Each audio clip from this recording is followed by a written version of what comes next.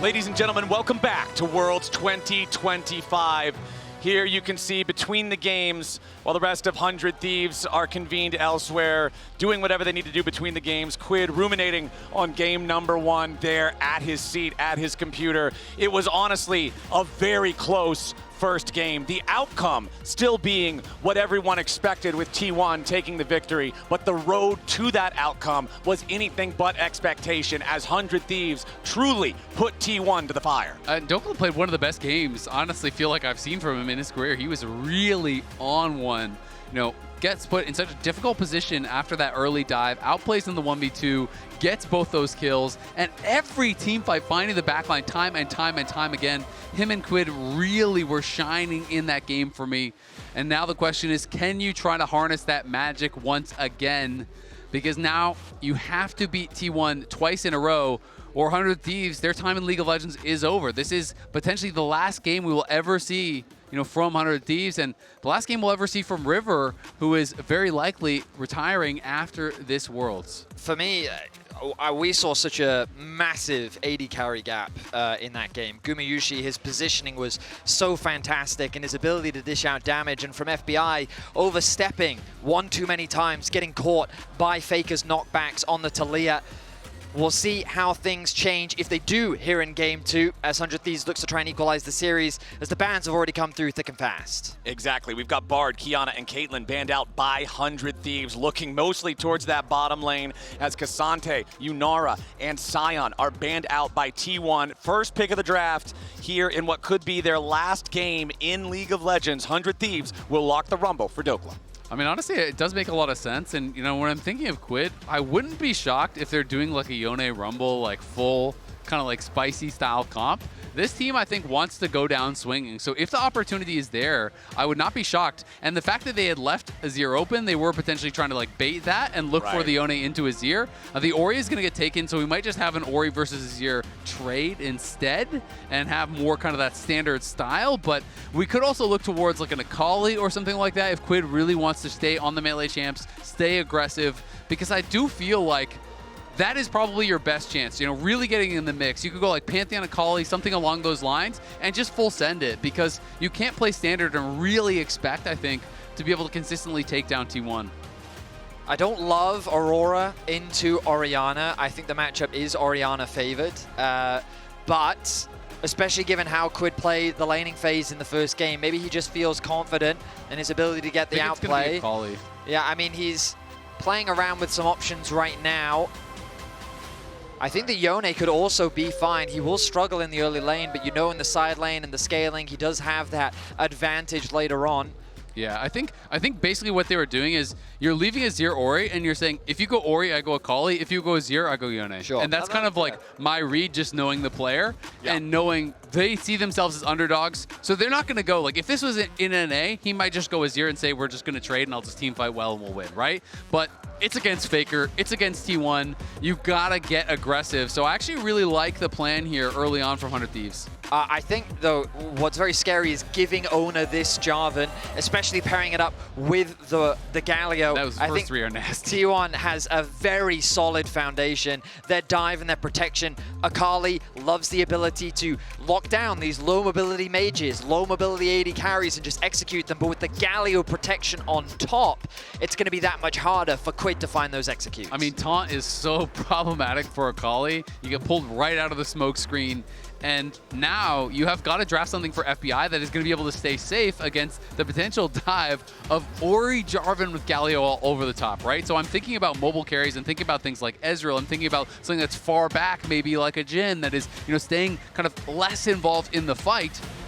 And T1 right now is targeting some of these supports that are engaged supports. I really like the Poppy ban because we are clearly showing full dive. The other option is you just go Kai'Sa with FBI and you say, I don't care about you diving me, I'm diving you, right? So those are the kind of two schools of thought. I think knowing FBI, like I would predict that he would play something like the Jhin. That would be kind of my expectation more so than the other options, but I do think you do have a couple different paths you can kind of take from here. And Ezreal ban does make a lot of sense, just seeing as, again, it's like, how do I stay alive against this? I think Jhin for Guma could also be a solid option. Of course, totally, yeah. Against Akali, it is a little bit scary, but when you've got so much threat, squishy front lines, like there's no real tank on the side of 100 Thieves right now. So Jhin from the back line with your ultimate, with your W, you've got a lot of potential range to play with as well. Ooh. Depends how much in the wombo combo direction they want to go. Maybe they're worried about something like a Jinx Lulu, but Neeko pairing, is still open. And for Keria, this is one of his preferred champions. It comfortably synergizes very nicely with what T1 have gone for. The wombo combo is very real, and this Akali's gonna struggle with the stacking CC that we're starting to see mount from the side of T1. Yeah, I mean, it's all just AoE. It's like, I don't care if I see you because I'm just gonna Shockwave and Galio ult and Neeko ult all on top of that smoke screen there. And not only is this great engage, it's also great counter engage, right? Because if you are this melee heavy comp, very likely 100 Thieves are going to have 4, so they are going for the Kai'Sa option, so that means it's going to be a hard engage support. We're thinking like Rell or Nautilus or whatever, something along those lines. Regardless of what it is, you basically have 5 short range champions, and you're going to be flying in on a target, whether it is the Orianna or whatever AD carry that Guma goes. I think something super defensive could be smart here, whether it is the Jhin or Xayah or whatever. And then all of a sudden, in comes the Neeko ult, in comes the Galio ult, in comes all these things. So I feel like the draft was fairly predictable. Both teams clearly have defined playstyles. If you're looking like, you know, just standard comps, I feel like T1 has a pretty big edge, but if there were a way to win, I think for 100 Thieves, just full sending it, so I don't mind it whatsoever.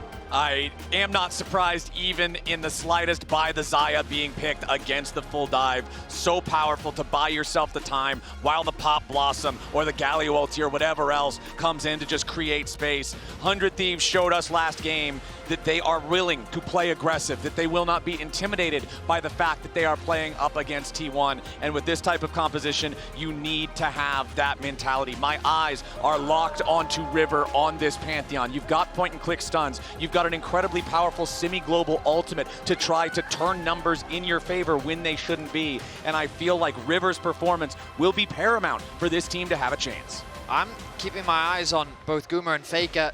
In the last game, Faker really did struggle throughout the early phases, but he had very significant knockbacks on that Talia, whereas Guma, in this composition, he's very relied on to be one of the main damage dealers. This is really only a 2 damage threat composition, and 100 Thieves are going to be sending everything that they've got to take out these 2 carries. Their positioning is going to be important. Their impact in the team fights is going to be super important. Let's see if River can find the advantages needed to set up 100 Thieves for success in these fights. Yeah, and Pantheon has been struggling so far at Worlds. It is 1-5. Only win was won by Tarzan. And, you know, sometimes when you have these, like, low-threat comps where you have 1 threat, 2 threat, you know, I am not a fan of those. But when it's Gen G, when it's T1, when it seems like this, you just kind of know that the carries are going to play to a level that it's going to work out, that it's going to be strong. Also, Oner's Jarvan is just something he's so proficient at. It's something that he's incredibly comfortable on, and he has such impact in the early game. What isn't he proficient on? That's the problem. I mean, with this guy. Yeah, that's true. Dude, that's very good. true. That he is in fact quite good. I mean, he's been How's kind his of the, Azir jungle? You know? probably quite bad, actually. There you go. Okay, there we go. We just need to ban him into a point where he has to play Azir jungle. We need to shift the game into 126 bans. I see what you're saying. Exactly. But yeah, I'm very much expecting a huge early game impact from him. Bot lane is the lane I expect him to be focusing his attention towards. Right now, he's sitting in the middle of the lane, deciding where he wants to start his pathing. Just pondering a little bit. Well, look, the delayed invade, he was prepared for it. He's now going to change his attention. Great read from Oner. Yeah, that was actually so impressive. That is what he's doing. He's just waiting. He's saying, okay, I have a ward protecting on that side. He knew that they had that ward over on red buff. So he's saying, I don't want to get caught on this invade here. And as a result, is just going to be able to immediately go to his wolves. It's going to turn into a split map situation very likely. Kai'Sa is topside, so it is going to be Rumble and Rell weak-sided here, and Oner is immediately going to go into this clear. Yes, he'll be able to go down. It will be spotted, but this is a split map spot, and I feel like though it was River who initiated it, I really favor T1's spot from here because Galio getting weak-sided, I think you're not really likely to be able to punish it that heavily. I told you guys, he was pondering. He was pondering where they were going to start, how they were going to invade him, just simply considering all of the possible outcomes, as Keria and Gumayusi are going to have control over the bottom lane wave here initially. Quid losing out in these early trades against the Orianna. We know how powerful Clockwork Windup is for taking control of the lane early on against these melee champions. I do also want to note, going for fleet footwork on Akali, it does give you so much more survivability in lane, especially with the additional healing that you can get from your passive, but your kill threat is significantly lower in the late game. Electrocution has become such a staple in Akali's kit to give her that extra kill threat. To not run it, I have some concerns around the potential kill threat later on, especially when we move into the side lane. But for the laning phase, it really does allow you to stay that much healthier when playing in the 1v1. Yeah, and I think, you know, talking to players about this, it's kind of the trade-off of basically you're saying, yeah, I'm losing damage by not going electrocute, but I'm gaining damage by being able to stay in lane longer and having fleet and kind of having more itemization. So that's kind of the argument I've heard from some players. Whether or not that does actually remain true or whether it does pay off, that's a different question here, because Faker obviously still building a pretty nice edge thus far. Eyla, yeah, maybe could have engaged, but it wouldn't have mattered because no one is in range. And FBI taking a very bad end of a trade there against Doran, but both are low, and because Doran is weak-sided, he's the one that's going to have to back off, not knowing where River is. All right, we still don't have any crazy action here early with this split map situation like you were talking about. And remember, we mentioned it a little bit in the draft, but this is truly the final heist for 100 Thieves. It's not just the end of Worlds once this team is out of the competition. It is the end of the organization in League of Legends. They already confirmed back at the start of this year that they would be exiting League of Legends after the 2025 season was complete. They've gone on an incredible run so far throughout the summer split to even make it to this point, and now up against T1, who are now one game away from eliminating them. 100 Thieves will be put to the test. And by all means, they have been tested at this World Championship. What a last hurrah for the organization, as they've not had an easy schedule by any means. No. They have only played so many difficult opponents here at the World Championship. Only LPL and LCK. Yeah, and to round out their tournament, potentially, they can still win out this series, but to go up against DT1 in the event that they do lose today, I mean, I couldn't really think of a better opponent to lose to, considering how storied this organization truly is. But 100 Thieves still in a very even state so far in this game. They are definitely by no means down and out just yet. And we saw how resilient they were in their first game. They came so close to winning that first game even. As Keria has snuck his way in. Yeah, Keria, the extra cannon minion, but he misses the tangle barbs. If those would have hit, I think that's almost certainly first blood. Yeah, very likely, but either way, he just walks up, chunks down Quid. Quid has no TP, so that is actually so problematic for him. River is coming to try to cover, but they are looking to try to keep this pressure going on him. And this is a difficult spot for Quid. And I like this choice here from T1, recognizing again in game number 1, struggles for Faker in the laning phase. Quid getting the solo kill, remember, back around like level 5, level 6 or whatever it was. And now they are shutting that down by forcing Quid to take another recall without that TP like you mentioned. Quid taking that E to last hit that minion really was a big mistake. Keria was waiting for it. He could see what Quid was planning, and he punished him by forcing him to go back to base. So now this is an easy dragon secure for T1. Very little to think about. When there's no enemy mid laner to contest, when you know that your Orianna is level 6, should be an easy objective secure.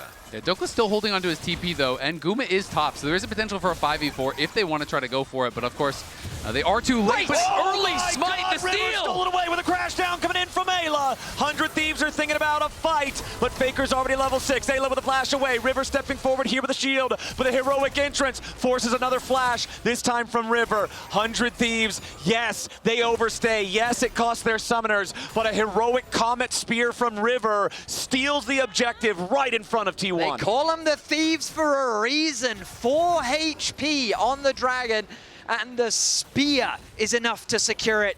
100 Thieves lead the objectives, and they slink back into the night with no kills on either side. A very rare miss smite here from Oner, down to 4 HP, and River just walks up. Thanks for the leash, brother. It's normally Guma pulling these off, but Guma's not here. The true smiter on 100 Thieves is on the other side. Auto smite, 4 HP. That's 4 too many, as River's going to be able to grab it. I love the guy in the audience who's literally doing Pepe hands as his reaction, as T1 are going to be a little bit disappointed with that, as now Rivers shows up in the mid lane with a Grand Starfall. Point and click there for the stun, and it's first blood over to Quid. This is what 100 Thieves wanted when they drafted Akali. Yeah, Faker not even going to use the flash there, just going to hold on to it. Didn't think there was any real way he could get out, and I agree because the R2 would have still been there to follow and finish him off. So that is a great aggressive play here. Does cost them the flash and double ulti, but well worth it. They take down Faker. He has no TP, so they can push in the wave, deny some CS, get that kill onto Quid. And 100 Thieves, they really are pushing T1 so far in this series. They're playing great. Faker, if he'd lost his flash as well, that only increases the likelihood of Quid having even greater kill threat later on in the laning phase. So I very much agree with you, Azael. Wise choice by Faker not to commit to that. The gold, though, Those wise choices a lot. Very even. That he does. Play going to be secured by Gumayusi. And what I find interesting is 100 Thieves is very committed to keeping FBI in the matchup against Doran. I think across the map that is costing 100 Thieves a bit in terms of gold and experience. Gumayusi about to stick over to level 7, so he is pretty even with FBI, I stand corrected, as Doran with that small XP lead, level 7. And T1 should uncontested secure these grubs. Exactly. Only cost is going to be a few minions in bot lane, but 3 grubs for T1. They're going to be really happy about that, especially because, like you said, it's been Dhokla lane against the duo lane. He's always getting pushed in. You know, mid lane has been getting pushed in. So T1 is going to get access to these towers, and they're going to be starting to shred through plates, which is a big problem here. I mean, Dhokla, like, what are you supposed to do in this 1v2? There's not a lot, right? Like, all he can do is just try to survive, and he's done a good job of staying pretty even. I mean, when you're looking at AD carry farm, comparing that, though, biggest individual gold lead in the game is Gumayusi over FBI. 85 farm compared to 68 is nearly 3 entire waves for the T1 AD carry. Now more than that, as he's continuing to just farm at an incredible rate. Yeah, I mean, he's just free farming, right? Like, he's been in, 2v1s, he's been laning against this Rumble that can't do anything against him, and you're playing Neeko Xayah against Rumble Rell to start the game. That's free farm, and then he's in a 2v1 a lot of time against the Rumble thereafter. So Guma doing a great job just hoovering up all the farm possible, getting accelerated on this Xayah. You called it out last game, Vetti, that Guma was just positioning so well, playing so well for T1, really was stalwart for them in that win. And Guma is going to be very difficult to dive and take down. Faker's going to go a super defensive build. He's probably just going Archangel's Roa. We're going to have Xayah that's very tough to take down. You're going to have counter engage from Keria, Galio ult to be there as well. These are not going to be easy carries to get onto and kill. But that's also why we talked about 100 Thieves really needing to find advantages early. That was a really nice ultimate mid lane from River. We need to keep seeing these from 100 Thieves, trying to accelerate the game where they can, get this Akali ahead of the curve, get that first item just ahead of your opposition. And if you can just be that little bit ahead, get those item spikes ahead of T1 and then force them into those fights in these early games before those defensive items come through, that's where you can find these big advantages. All right, down here in bottom lane, checking in is now finally it's AD carry versus AD carry, support versus support, and still though, that 3 waves or so lead for Gumayusi is present. Oner creeping through the lane now, looking for potentially the opportunity at a lane gank, but he's not going to see that come to fruition, so instead just channels the recall. Yeah, I think more so he's just looking to cover because they know that River's ult is going to be back up, so he's just saying, hey, if we're going to push in this lane, look to put some pressure on there, I need to be there to cover. If Pantheon ult's in, that's an easy one fight in the 3v3. So, just smart stuff here from T1, continually moving that advantage forward. Essence Reaver now completed for Guma. And I mean, Keria is just kind of making everyone's life a nightmare everywhere he goes. He is causing problems for 100 Thieves. Nice little shuriken flip there from Quid to dodge a shockwave. Yeah, that shockwave, not quite what Faker was hoping. Didn't find them all. No, we've seen some impressive shockwaves from Faker in the past. That one, not one of the top 10s. Yeah, that one's not going to make the highlight reel anytime soon, I don't think. But I also don't think 100 Thieves is too, or I don't think T1 or 100 Thieves is too super worried about that one right now. They might need to be though, Flowers. With the Dragon started off, Quid has his ulti, and River is in the river. Okay, but T1 has total control over the area. They already that's lost also the true. first Drake, but they started it up, remember, so early. So second Drake of the game, down before 12 minutes, 1-to-1 in Drake count, thanks to the earlier 100 Thieves steal. I don't think that ward is in the... Maybe I'm wrong. Maybe I'm wrong, but I thought that ward actually missed the brush. In any case, yes, I did miss that the AD carry had gone back to base. Definitely would have been a challenging fight. 100 Thieves trying to force that in a 3 versus 4, even without Faker's But I'm shockwave. with you. 100 Thieves is just so good that they should have 3v4'd that. That's an easy win. Yeah, I mean, Akali with that ulti, very scary at this point in the game, that's for sure. You've seen enough Quid to know he can make that happen. Absolutely. I mean, he did solo kill Faker in the previous game. He started off strong, and I imagine he has to be riding that high with the level of confidence he's playing with. I thought you were right going to go with, he did solo kill Faker with the help of River. All right, Oner trying to come in here, make a move on to Quid, but because the shockwave's still down from earlier, it means that Quid can make enough distance that Oner cannot try to engage after him with the Cataclysm without committing a flash. He does not want to use that. They know that Quid still has the ultimate, so he could get away defensively just with that. Comet Spear and the rest of the ulti coming in now as the Grand Starfall sets it up. Keria is knocked down. 100 Thieves, they find themselves a free kill, and now that's a 2-0 game in their favor. The shockwave from Faker at the very end of the fight doesn't do anything. I mean, it's a beautiful play, not only because they kept the kill onto Keria, but because Faker had to flash to avoid it being him that goes down. So Faker flashes out, and Keria just kind of has to tank that one for him.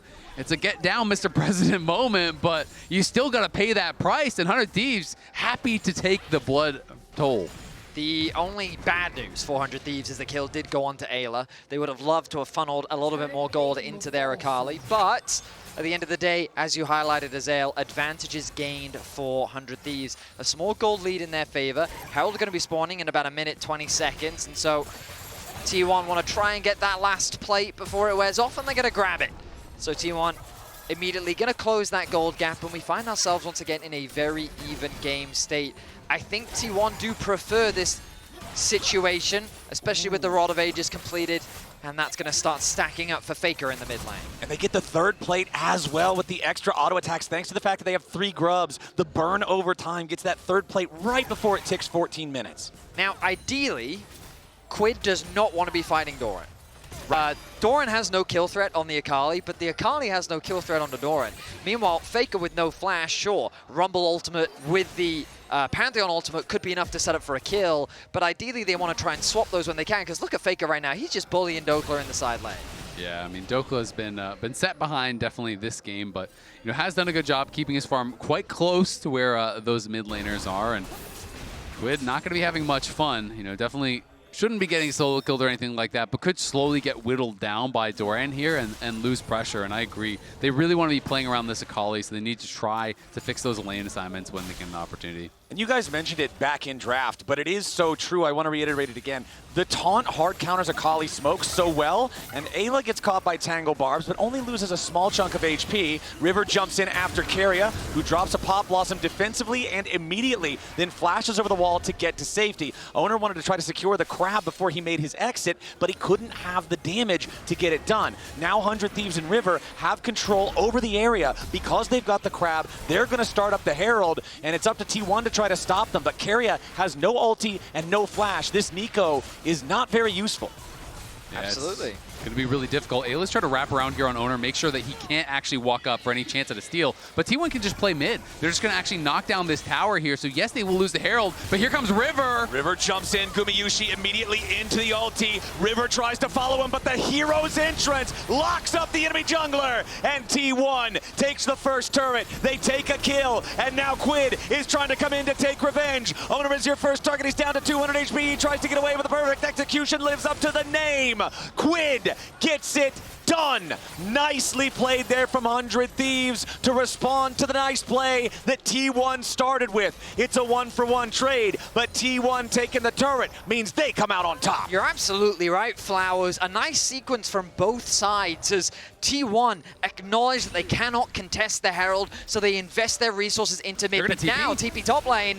Faker in a little bit of danger here. Equalizer to slow him down as he tries to escape. Dokla's got to be careful chasing after this. Quid has no ulti on the Akali. Faker trying to make his way all the way out. A beautiful shockwave. Dokla's down to make it a 1-for-1, but 100 Thieves still get him. All right, they really wanted to force it. I thought they were just going to let him walk out because he was very far back, but instead they decided to force it. It does make it a 1-for-1. They will deny a few minions from Faker, so honestly not bad, but the fact that you spent your TP for that, you spent the flash on the Rumble for that, really means it is not worthwhile. And Doran is going to knock down your tier 1 on the other side, so another tower going to be going the way of T1. That top lane tier 1 is almost knocked down as well. The gold very slightly in the favor of T1 here, but 100 Thieves keeping it close. The next objective is going to determine the feats of strength, but unlike last time, 100 Thieves are not in a position to contest this dragon. They will concede it. T1 will secure the upgraded boots as River looks to try and cross-map, stealing away camps on the top side. It's a very close game with no clear winner. T1 do currently have the map advantage simply because they've secured the mid and the bot tower. But 100 Thieves, I look at this Akali and I think they have a very clear win condition. They absolutely do, but at the end of the day, I feel like a close game at this point heavily favors T1, You're right? It's That's so true. hard to really play into this composition, and the more time you give Faker without him being super behind, it's like, not only is he going to have Archangels, well, guess what's next? It's going to be Azonians after that. Then you have no easy target at all to dive. So 100 Thieves have really got to make them pay, I think, at this next dragon fight and try to blow the game open with something like a wipe into a dragon, into an Otacon, or I feel like T1 is just going to slowly scale until their carries can't be killed in a dive. And the thing I immediately pay attention to when we have late feats of strength like this, the initial boot upgrade, it really doesn't add a whole lot of power, but it's the ability to upgrade the boot an additional time after the first 2 big items are completed. Killer Instinct from FBI, Pop Blossom to follow it up here. Keria on the defense as Eyla wanted to use the Magnet Storm, and they do secure the kill on Keria, but now Doran jumps into the middle of everybody. He gets one back onto Eyla, support for support, as the Galio goes up into the air and gets away. Faker wants to throw the ball forward. 100 Thieves disengaging. Another 1-for-1.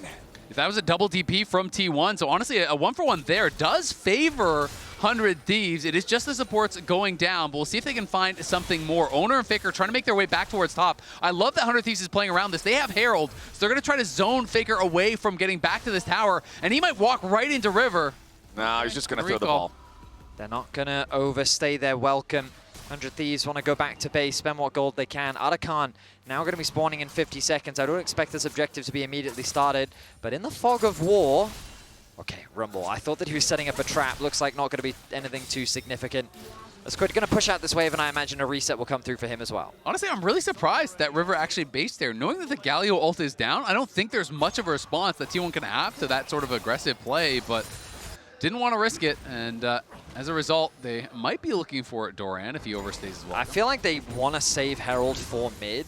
I guess they are worried about their siege. Similarly to last game, they are a very short-range composition, and against an Orianna, maybe they want to use this Herald to guarantee this mid tower. Doran, though, doesn't have his flash.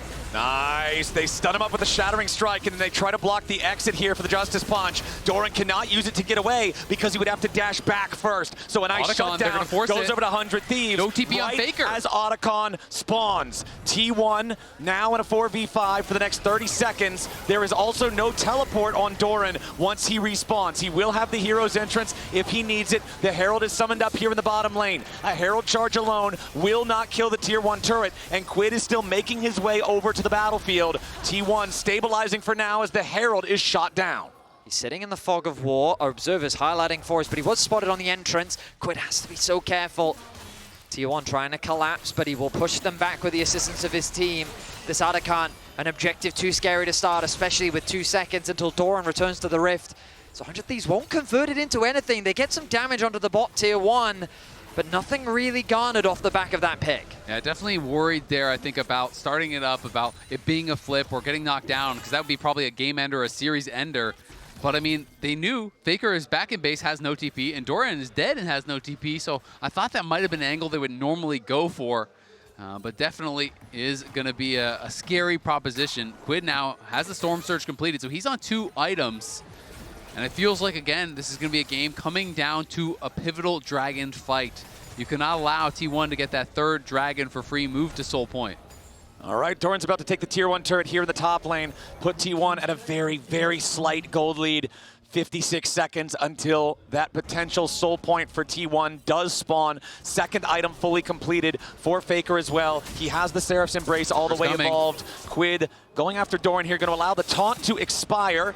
River ready to join up. Yes, Doran is very tanky against magical damage, and he failed the flash over the wall. The Galio now with the hero's exit to get away to a nearby ally, but Quid tries to follow here with a shuriken flip. He goes in for the perfect execution. He's trying to still find the kill. Doran dies, and Quid's got the fancy feet to guarantee it. Oner wants to get away, but a flash 5-point strike hits all 5. Quid dies to the shockwave in retaliation, but it's a 2-for-1 for 100 Thieves, and one of the two is the enemy jungler. Eyla crashing down over the wall as Gumayusi forces his retreat. T1, they're a 3v4 on the map for now.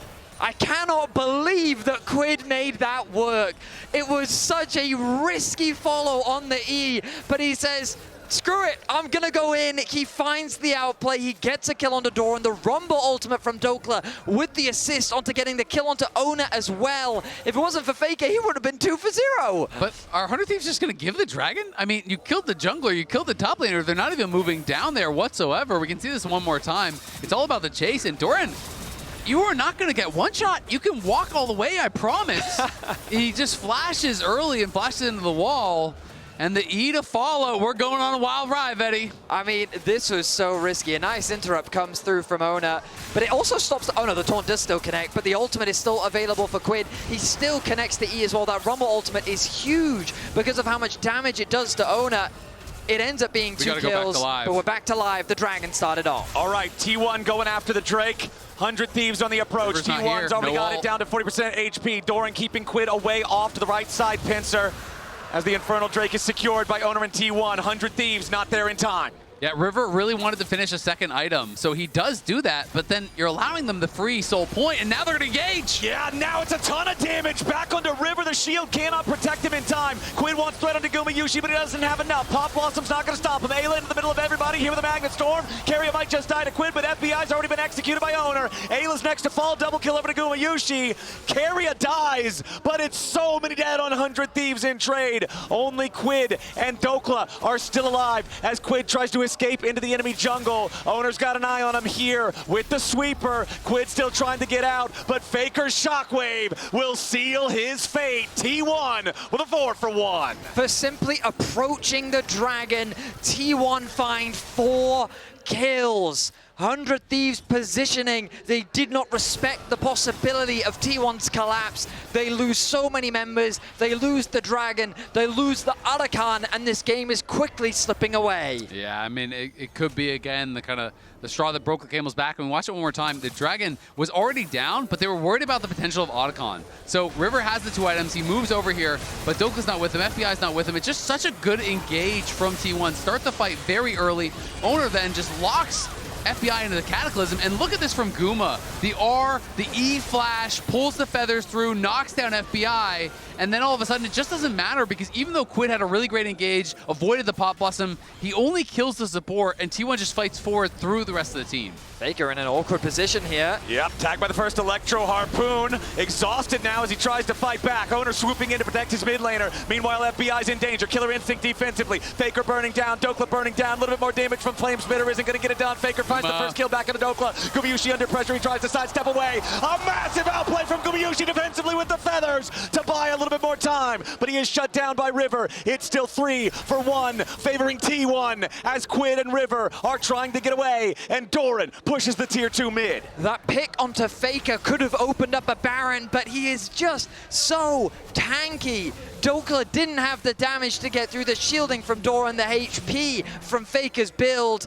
and while Quid set his sights on the AD carry, Guma was far too resilient. Keria was providing enough support, and 2 towers will fall off the back of that as T1 gain an even greater gold advantage. I kind of want to see that one more time because it felt to me at first like maybe Dhokla was just trying to hold on to the equalizer, not commit it, used it very late, but they are going to go back in. Can they actually stop the recalls in time? Dhokla looking for it. He has no equalizer to try to stop this, but they don't need it just yet. Here comes Eyla. He's locked him up with a Magnet Storm. Faker trying to get away. He's very low on HP, but River's on the approach. Faker and Oner both getting away over the wall. Quid on the chase. He finds the shutdown onto Faker, and now he's got to try to get himself out of it, but he's not going to find the kill under Quid here just yet. Oner's going to be burned down. Shutdown credit over to River. It's 2 kills for 100 Thieves. What a fight there from Under Thieves. They force it. They find the angle. Quid is back to base, but he has no TP. River is low. Oner is dead. They can't start the Baron, though, because the rest of the T1 members are very strong, and the health bars are too low for River and Quid. The problem for 100 Thieves this game is that while they find kills, they cannot convert it into any objectives as Doran. This one could be important, but the flash of the wall keeps Doran safe for now. 100 Thieves yet again looking for any chance they can. All 3 outer towers are still alive for T1. 100 Thieves know that they have the numbers advantage. The Baron with the Kai'Sa relatively quick, but it's a risky force and they're not going to do it. 100 Thieves need to be converting these kills into something to turn this game around. 100 Thieves have not claimed a single turret this entire game, Keria. like you say, Vedius. Keria has been spotted out. Important to note, T1 also ahead, 29 flower petals as Oner goes in for the Cataclysm. They're ready to back it up with Faker and Gumayusi. It's 2 kills for free, 1 for each of the T1 carries. And now with the top laner and jungler down on the 100 Thieves side, T1 are feeling emboldened. Doran just distracting everybody here in the mid lane as the rest of T1 begins the Baron. The positioning was scattered for 100 Thieves, and T1 are so quick to pounce. They take out the jungler, they take out the top laner, they convert it into a Baron, and now they've got firm grasp over game 2. And just what I was saying before the fight broke out, it is over 2,500 gold worth of adaptive force for T1 just from the flower petals. This is one of the most one-sided flower petal counts we've seen in a game so far at Worlds. That, added on top of the 5,000 gold lead, added on top of the soul that's about to spawn here in 2 seconds, is huge. Dhokla has no flash, and he's going top, so they're just going to give the soul.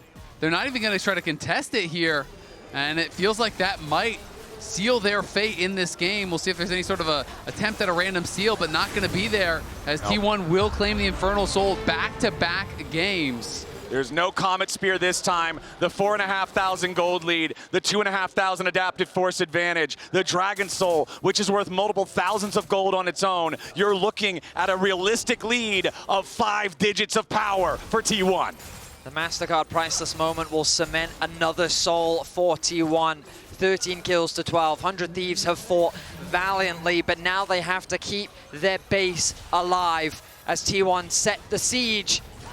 This bot lane, though, there's not much of a minion wave to work with for now. Doran is going to escort a wave in the middle lane, but that's going to be caught by Quid. The wave clear isn't the strongest from 100 Thieves. Yeah, I mean, they have basically no wave clear to speak of at all. River's trying to see, is there an angle? Will Doran overextend? But he doesn't need to. He knows it's just a matter of time before the T1 members on that bottom side are able to push in here. Keria is there. All right, first inhibitor turret already down. Into the back line goes River, but into the front line goes Keria. Pop Blossom. FBI's already down, and Eyla's going to follow. River dies to the back line of T1. It's 4 dead already, and with only Quid alive, T1 is ready to end this game. The shockwave will not find the Akali. Quid will waste as much time as he can, but it will not matter. 100 Thieves left it all on the Rift in their final series of League of Legends, but the winningest team in the history of the game will not be stopped here. T1, move on.